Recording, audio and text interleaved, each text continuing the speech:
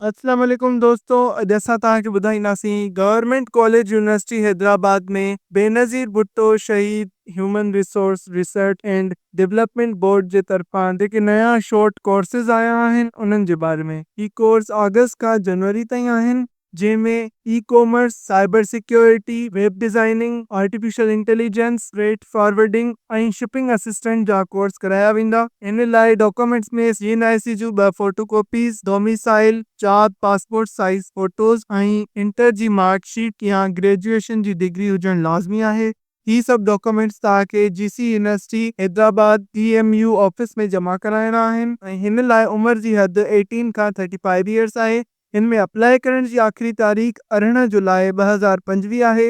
अगर तव्हांखे ही वीडियो इंफॉर्मेटिव लगी त इनके लाइक कयो ऐं वधीक इन्हनि इंफॉर्मेटिव वीडियोज़ लाइ असांजे चैनल sindhipoint.com खे सब्सक्राइब कयो।